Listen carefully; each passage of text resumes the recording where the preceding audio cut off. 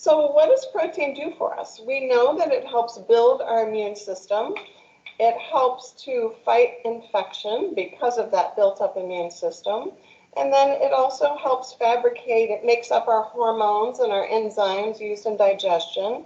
And then it also makes new blood cells and cells for our bones and for our skin. Protein helps healing, and that's why we need additional protein if we have wounds or surgery, because we know that it helps with healing. And then it strengthens our muscles too. That's why we need protein to hold on to that lean body mass so we don't lose that. So how much protein do we need? We've already had a couple of questions on this. And this is an example of a 150-pound male, and we base it on kilograms.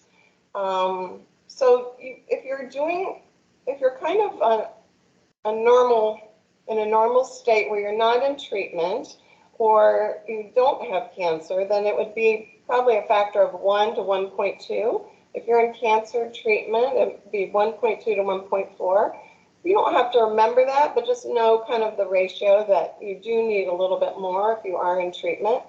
And so you can see here for this person that you would need 68 to 82 grams, probably about 82 grams of protein per day.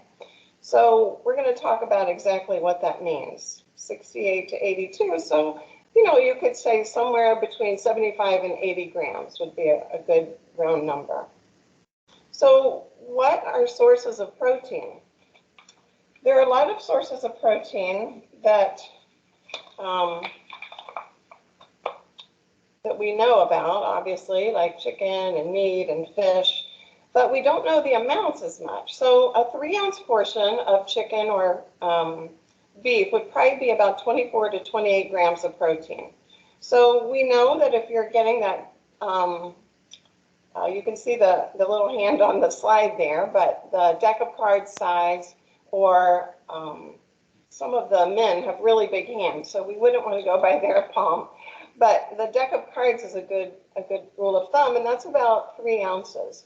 So that would give you about 24 to 28 grams of protein. So that's a good start to get to that 80 grams that we're looking at, right? An egg today we have a recipe with eggs, and it says 6 grams for an egg, and that's about a medium egg. So a large egg would be about 7 grams. And then for a serving of peanut butter, it would be 2 tablespoons of peanut butter would be about 7 grams. On the list that you see right now, you see 8 ounces of yogurt, and that would be probably about 8 grams of protein, maybe a little bit more, like 10. Greek yogurt is going to have about 14. I usually say 12 to 15, depending on the type of Greek yogurt. So we recommend that a lot at the Cancer Center, just because it does give us a little bit more bang for our buck. And then milk has about 8 grams of protein per cup. So when you're looking at plant-based, and we did have a question about vegetarian diet, so you can see here that for about 4 ounces of tofu, it has about 11 grams of protein. So as far as your bang for your buck, it's a little bit less, so we have to make sure we're getting enough protein in all of our sources. A half a cup of soybeans has about 14 grams of protein. And then lentils has about 23 if you have a half a cup. So you have to be careful about these numbers too. Like if you're having lentil soup, you're probably not getting a half a cup. So you want to make sure that the quantities are adding up to the protein that you need. Some people use hemp milk or almond milk. Hemp milk, as you can see here, has about 4 grams per half a cup, per 8 ounces, sorry. But almond milk only has about 2 or 3. So a lot of the plant-based milk alternatives, such as the almond milk or the oat milk, have 1 to 2 grams of protein per cup. And a lot of times we think because it comes from almonds or it comes from, I guess oats, we wouldn't think that it had a lot of protein.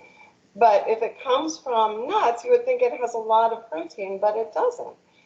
And that's okay, but we want to make sure that we're adding in enough protein at our other food sources. A lot of times they do enrich it with calcium, so that's good. You're getting calcium for your bones, but you want to make sure that you're getting enough protein throughout the day. And then we talked about peanut butter. About 24 almonds has about 6 grams.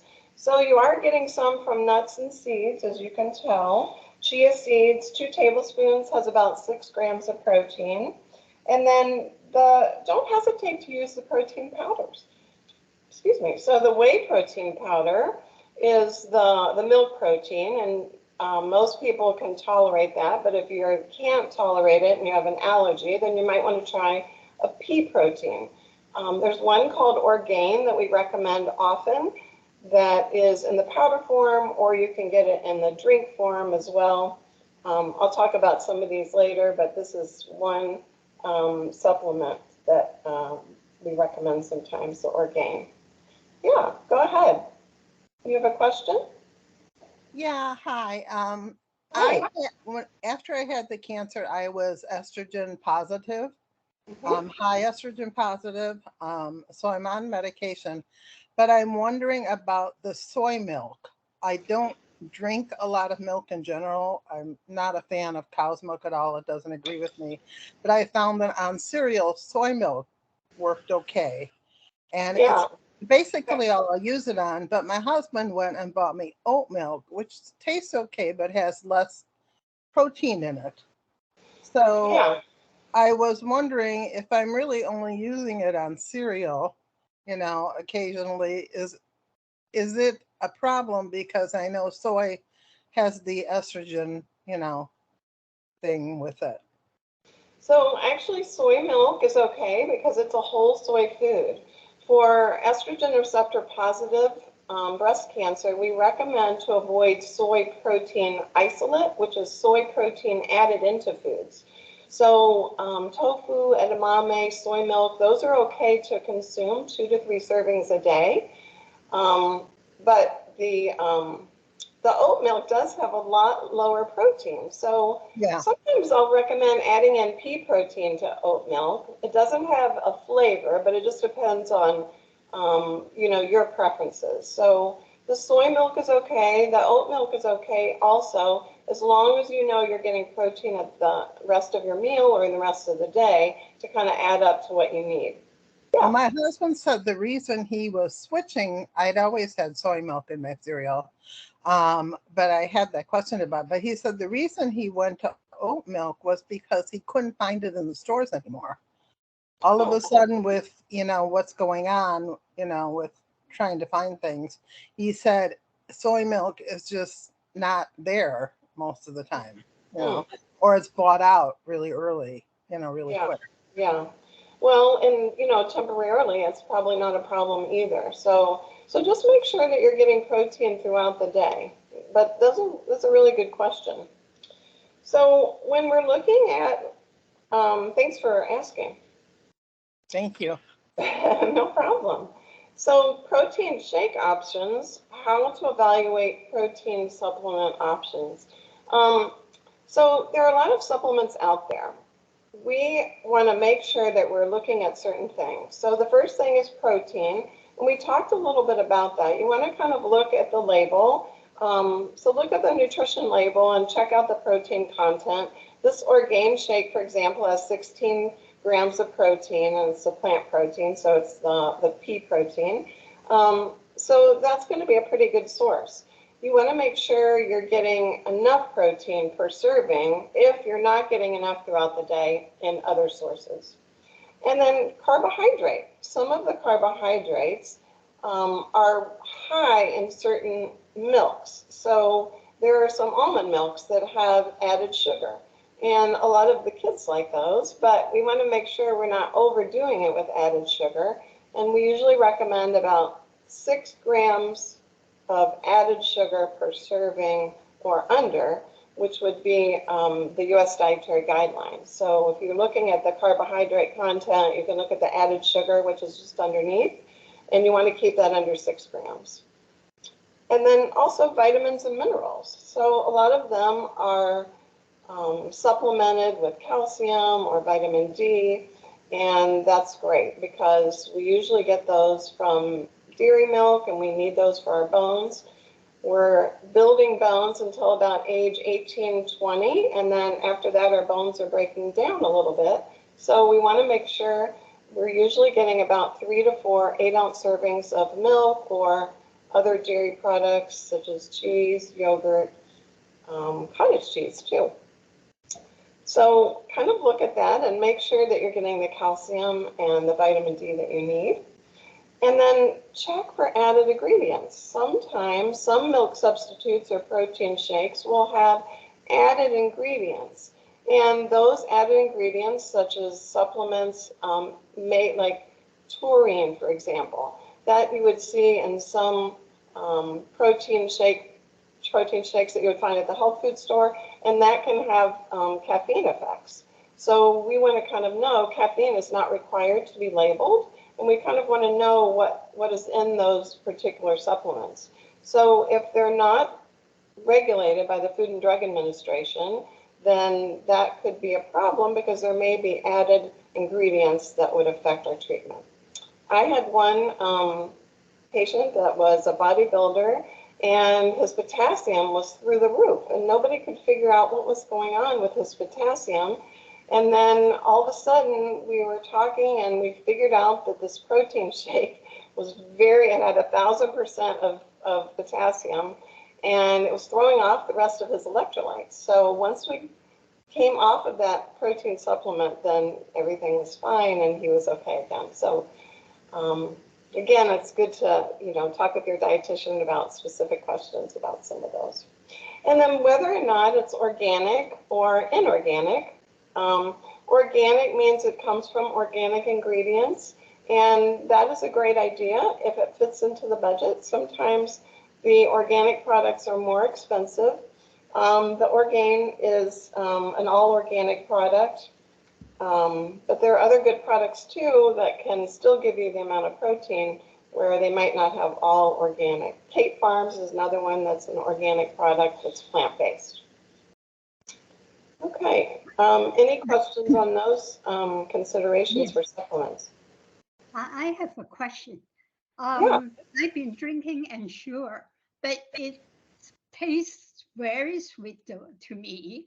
And although it says only 1 gram of sugar, but it tastes very sweet. And are we, being a cancer patient, are we supposed to cut down on sugar intake? Yeah. Sometimes that can be from an artificial sweetener, so it might not have a lot of added sugar.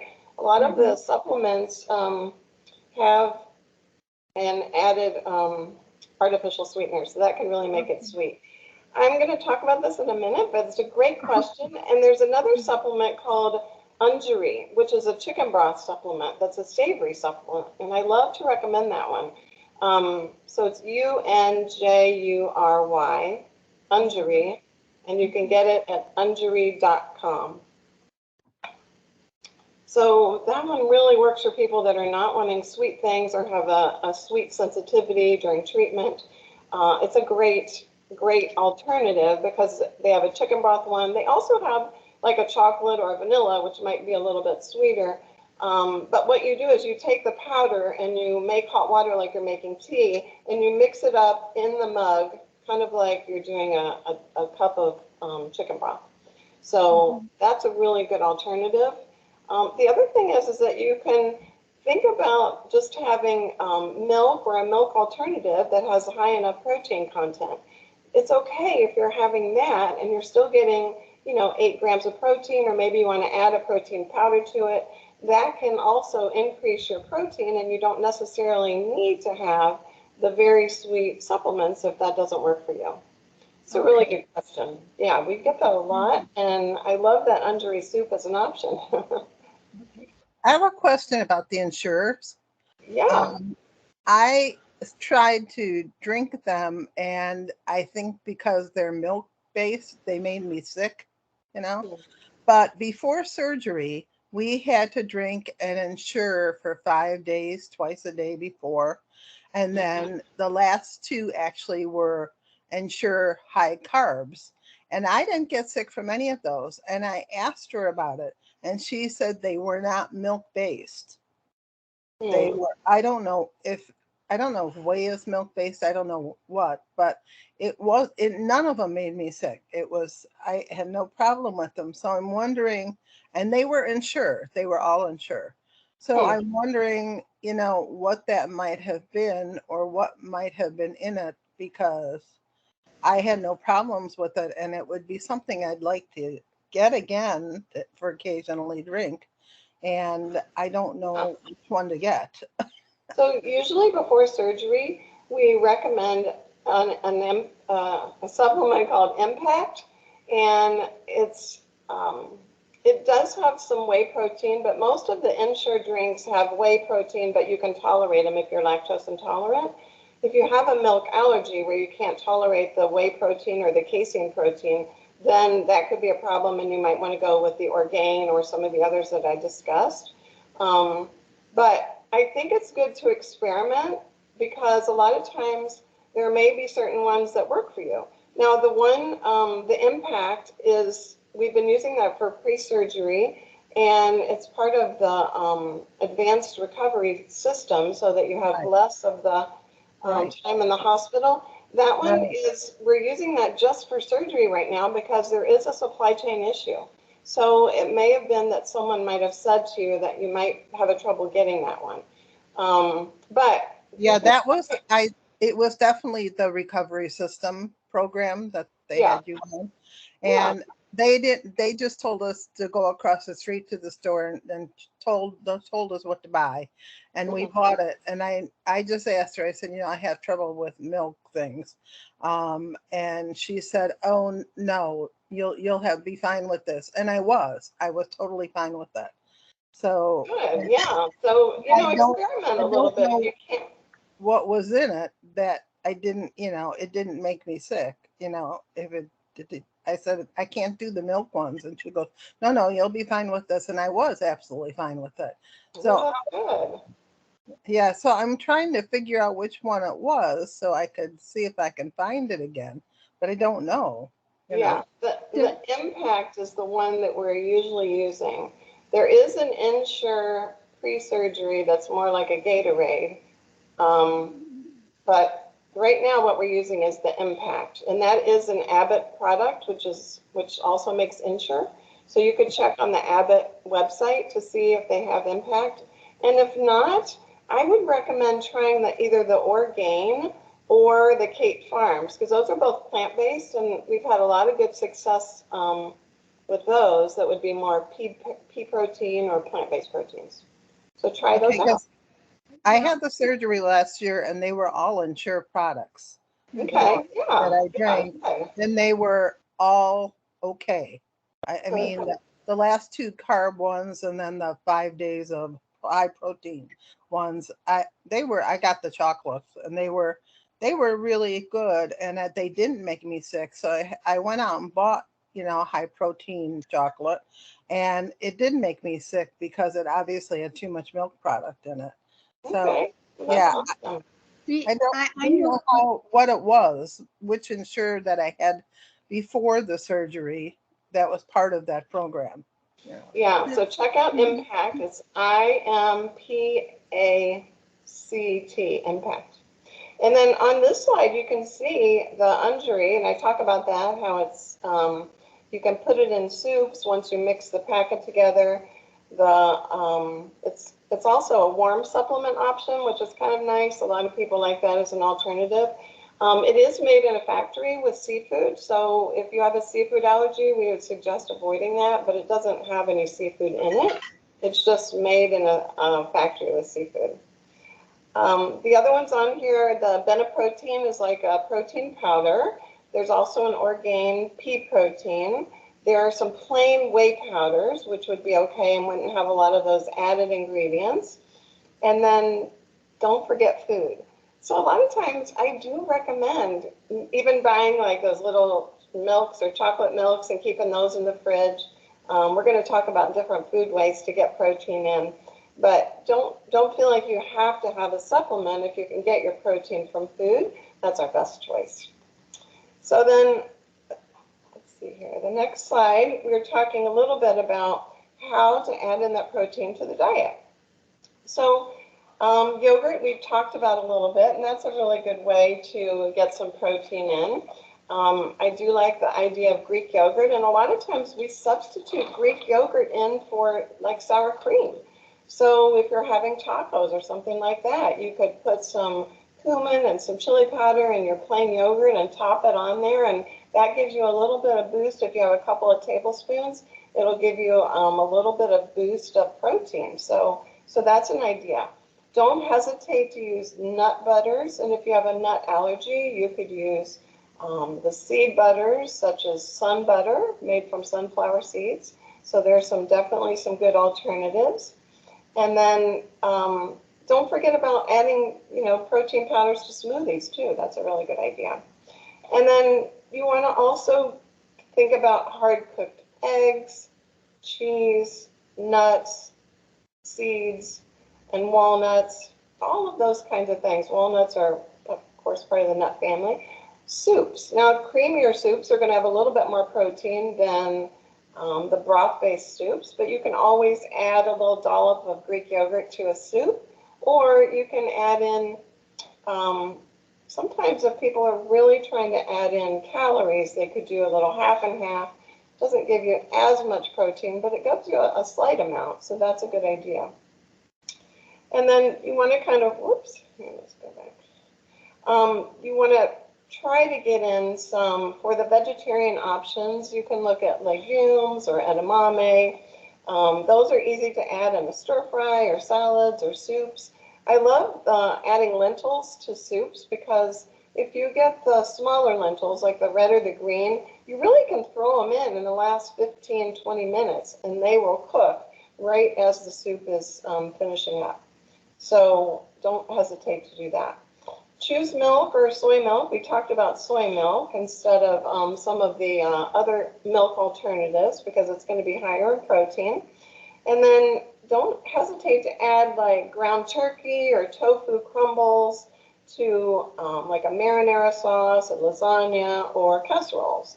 That's another good way to get some of that good protein in.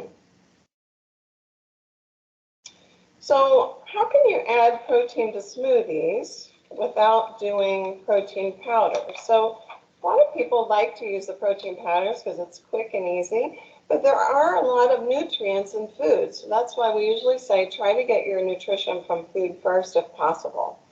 So there's some ideas on this particular handout that I really like, and some of them include the chia seeds, the hulled hemp seeds, sesame seeds, flax seeds. A lot of times we don't think about using seeds, but they do have a little bit of protein, and they also give you a little bit of crunch. Having chia seeds is really delicious in oatmeal and also with yogurt. It gives it kind of a gelatinous kind of texture, and so that's really fun too. As far as the nuts go, you can add like raw pistachios. I usually recommend kind of roasting them because the flavor is going to come out even if you just do that in a pan for 2 or 3 minutes so they start to brown. That flavor is really going to be bold and it may be more delicious. Look into uncooked oats, flax milk, raw almonds. There's a little bit of protein in avocado, cashews, walnuts, peanut butter, and then we did talk about sun butter as an alternative. And I'm going to show you some quick, easy ways to do that. So potatoes have a little bit of protein, and for the vegetarian sources, you can kind of see here like turnip greens. They're going to have a little bit more protein than, say, spinach, for example. Well, here they're saying frozen, and that's because the frozen is a little bit more concentrated. So I guess it depends on how you're doing the spinach, but usually spinach doesn't have quite as much. And then frozen cherries, that's a cup though, so that's a lot of cherries. Normally we wouldn't be eating that many frozen cherries. So you can see the other fruits there, they have a little bit, but not too much. So if you are getting, if you're on a vegetarian diet, you can get a little bit of protein from those sources, but we don't want it to be our key source. You can see the ones the seeds and the nuts are going to be a lot higher. So some other tips. There we go. Powdered milk, for example. You can add 2 to 4 tablespoons to a cup of milk to make it a little bit higher in protein. So a lot of times we'll talk about like that Carnation Instant Breakfast. Even though it does have a little bit of added sugar, it does give you some of that whey protein, especially for kiddos that might be in treatment. That's not a bad idea because you're kind of doubling up on the protein. So that's a good idea. You can also add that protein to a smoothie. So that way you don't really notice, and it definitely makes it concentrated. Milkshakes, puddings, custards, those are all going to have some dairy, so that would be a good way to get some more protein in as well, having that as a little snack. That would be giving you more protein than if you had Jell-O, for example. A lot of times people like Jell-O, it's easy to tolerate. That will give you some hydration because it does melt, but it wouldn't be giving you as much protein as if you were having a pudding, a custard, or even like a rice pudding. So just kind of keep that in mind, that you'll get some more protein from the other sources. A lot of times we don't think about adding milk protein or a milk powder to like meatloaf or casseroles or soups. And that's another really good way to sneak in some additional protein. For vegetarians, if you're making like a tofu loaf or black bean burgers, for example, you could add some protein there as well to increase your protein. Another way is to add cheese. So a lot of times, if people are just tolerating plain pasta, I'll suggest having a little sprinkle of Parmesan or even some melted cheese so that you can have like a little bit of a mac and cheese. That cheese is going to give you some additional protein and calories, and so it's not a bad idea to think about even just a tablespoon or so. Every little bit is counting, and when we think about that 30 grams every 3 hours, we want to try to get some protein in every time we're eating at those bigger meals. Peanut butter is good too. When you're spreading it on toast, you can add it in smoothies. A lot of times I suggest adding it to oatmeal, and people haven't tried that before, but it's really good in oatmeal. So that's another way to get it in. You can also make overnight oats with peanut butter. So if you've ever tried that, where there are a lot of recipes online now, and actually don't forget about the Living Well Cancer Resources recipes that we have here.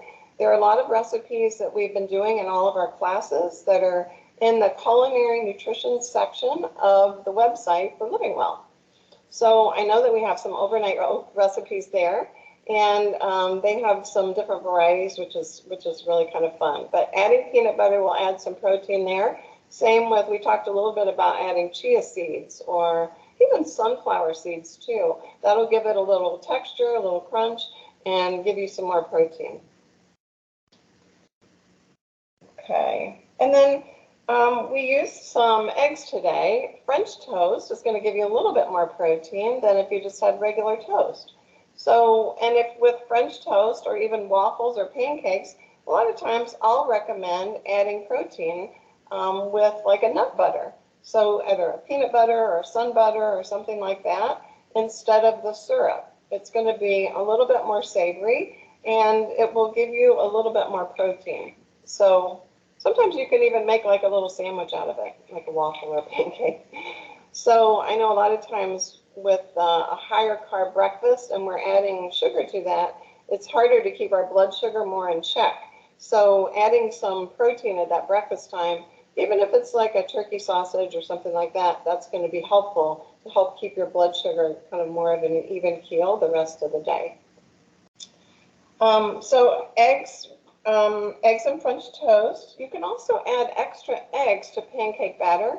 There are some high protein pancake batters like the Kodiak pancakes, but I've had a lot of moms that are helping out their kiddos by adding a couple of extra eggs in the batter, and it makes it a little bit thicker, but still tasty and still pancakes. So that's a good idea.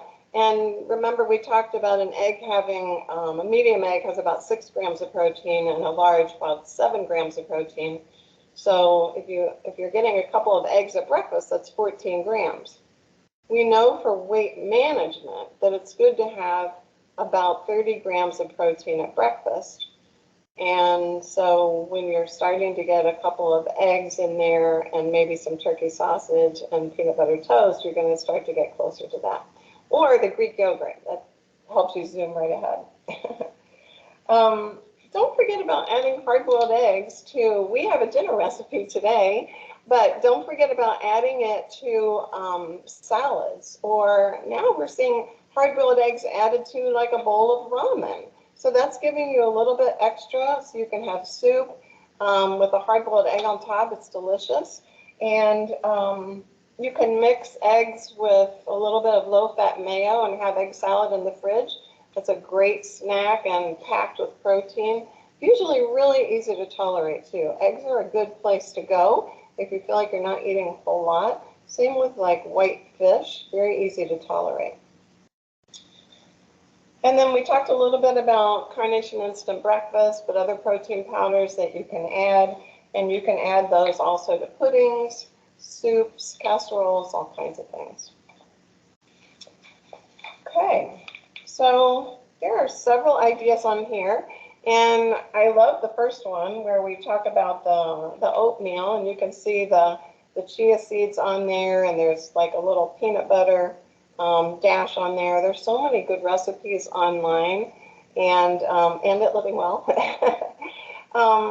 But look at the second one where we're talking about protein-packed vegan breakfast. You've got the eggs, the beans, maybe even a cheese alternative, and you could even add some seeds to that. There's a little bit of protein in the avocado that we noticed, and also in the tortilla. We usually recommend the whole grain flour tortillas, but those breakfast burritos are a great idea. You can fold them up, put them in tin foil, put them in the freezer, and then you can take them out as you need them and just take them out of the tin foil and warm them up quickly, and you're ready to go. So that's a really good protein-packed breakfast or lunch, and it can be vegan. And then, don't hesitate to use, a lot of times we hear about peanut butter and bananas, but this peanut butter on toast with pears or apples is also good. It looks like they added some walnuts, so that's another way to get some protein in. And then just the other ones, the tartines, where you have a whole variety of fruits and nut butters, or even maybe you want to add like a ricotta cheese with some pesto. That would be a great snack, and very action-packed, so with protein. Okay, so on this particular page, we're talking about some egg bites, which we love to do, and I thought about making that today, but I have made them before here, so I thought I'd try something different. But the egg bites are a really easy way. If you have a muffin tin, you can just spray the muffin tin. You don't even need a crust. You can mix up some eggs, whatever veggies you have in your fridge, add a little milk to it, and pour it in the muffin tin, and then just bake it. And we have a lot of good recipes for that too on the Living Well website. But those are easy to freeze or grab and go or have as a snack or have for breakfast. So, don't hesitate to try those. Those are really easy. And then we have some oats, but also some granola, and with some oatmeal and some smoothies here. I like this idea of the eggs and the avocado where you can bake that together. That's amazing and super easy. And you can add some hot sauce there. So those are good. You can also do just a baked egg with a little bit of Greek yogurt. And if you like spice, you could add spice or pepper to it. But you can bake eggs that way, and they're delicious. They're nice and creamy. And then the peanut butter energy bites, we made a version of that today, so I'll talk about that in just a minute.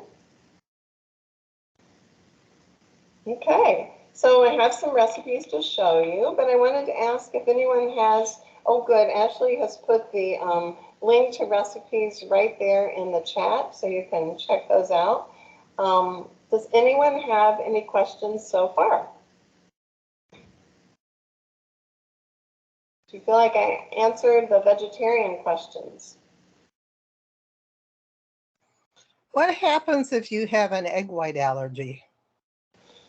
So you can't do all these egg things. Yeah, well, there are egg alternatives, but you definitely want to avoid eggs. And, that's okay because there are lots of other ways. In fact, today I'm going to talk about a quinoa recipe, and that's really high in protein. So you could add other things to it, and you don't necessarily have to have eggs. So it's a good question. I can do egg yolks, if you try and get but I can't do the whites.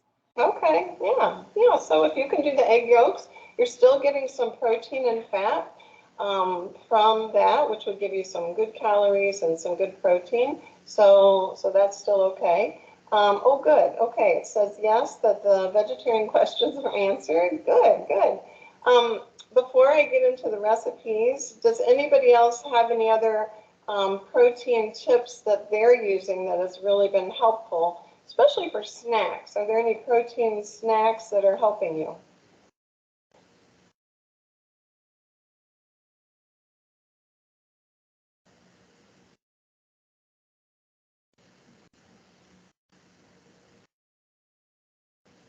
I hear some wheels turning.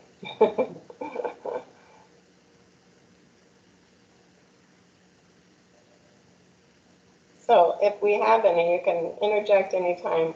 So let me talk a little bit about some things that I have here. And I just remember there's one in the refrigerator. So I want to pull that out and show you what I was talking about.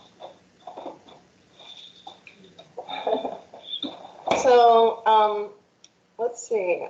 I'll try to hold this closer. So this one is cottage cheese. So it's Daisy cottage cheese. I usually like the 2% as opposed to the 4%. But if you're needing calories, the 4% is a good idea. So these are a great little idea. They have 17 grams of protein per serving, which is awesome. And they're easy to use, and they do have some with fruit too. But I like to, add in, if you can tolerate fresh fruit, just wash it well if you're in treatment, then, add some fruit to that. That can be a really good snack. A lot of times we forget about cottage cheese, and a lot of people like it. So I thought I would definitely show those. They do have some really fancy cottage cheese ones now with fruit and all kinds of things that you can flip over. And so if you want something easy, you could do that too. But I usually just get the plain. And then if you want something little to snack on, there are also these little Baby Bell cheeses. They're kind of small, but they're quick and easy, and you can pull them out of the fridge, and they'll give you some good protein too.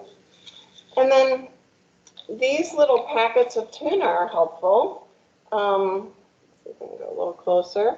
It's just this one has lemon and ginger, and also sesame. So I think it's a nice, it's a quick, easy way to get, there's 13 grams of protein in here. So, but you're also getting some good omega-3s, which is very anti-inflammatory, which is nice. And then we have this little kind of squeezy pack of, you kind of knead it, and then it's almond butter. But you can also do peanut butter or whatever kind. They have some little peanut butter ones. I like these if you're going on a longer excursion or have to be away from home, because you don't need to refrigerate them. And they'll give you 6 grams of protein, which is awesome. And still you're getting that plant-based protein, which is good. This would be good for a vegetarian. And then cannellini beans and black beans. A lot of times we don't remember that we can just add these in. We can add them to salads. We can add them to burrito bowls. We can put them in our burritos. The cannellini beans are especially, I don't know if you're familiar with those, they have a very creamy texture. We've made a dip with these. I think we have that recipe on the Living Well website, and really good and creamy. You can't always find these, but I did see it again at Jewel. So don't forget adding beans to casseroles, to soups. Sometimes you could even add them to like spaghetti sauce or lasagna. That just gives you a little bit more protein. And then as far as the alternatives for protein shakes, I talked about this Orgain, which has about 16 grams. And then the Abbott products, this is one of the Abbott products called Ensure Complete. This one is high calorie and high protein.